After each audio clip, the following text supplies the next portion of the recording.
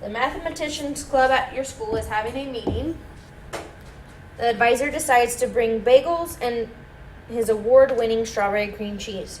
To determine his cost from past experience, he figures that there's 1.5 bagels per student, and each bagel costs 65 cents. You need to write it as a decimal.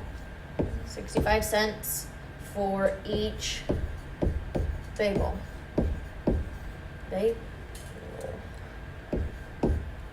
Then it says the special cream cheese costs $3.85, and it also says that one thing of cream cheese will serve all of the students. So you only have to buy one container of cream cheese.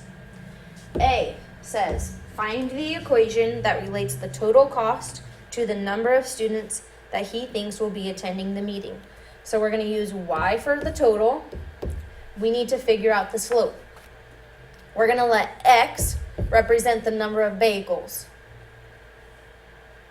Each time, or sorry, not the number of bagels, the number of students. So y is cost, x is students. So each student wants 1.5 bagels, but each bagel costs 65 cents. And we need to buy the cream cheese, which is $3.85. If we multiply 65 and 1.5, we will get 0.975x plus the $3.85 for the cream cheese. This is the cost per student. It's not the cost per bagel. This is the cost per bagel. This is the cost per student. Because they want 1.5 bagels per student, it's going to cost more than 65 cents per student. We just covered what the meaning of the slope is in words, but you can write it out.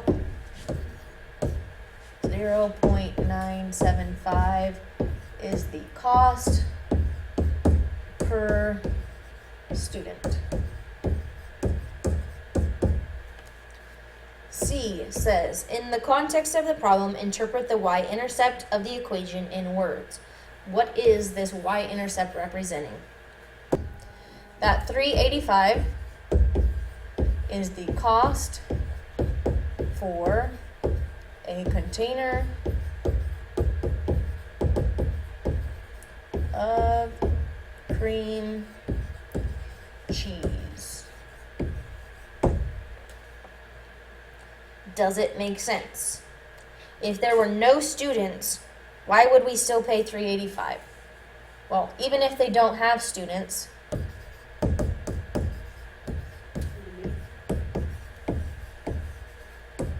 you still have to pay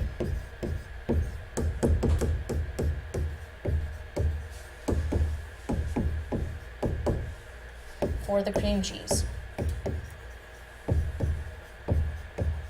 It does make sense. You wouldn't have a y-intercept of 0 because then that would mean you get the cream cheese for free and you don't get anything free.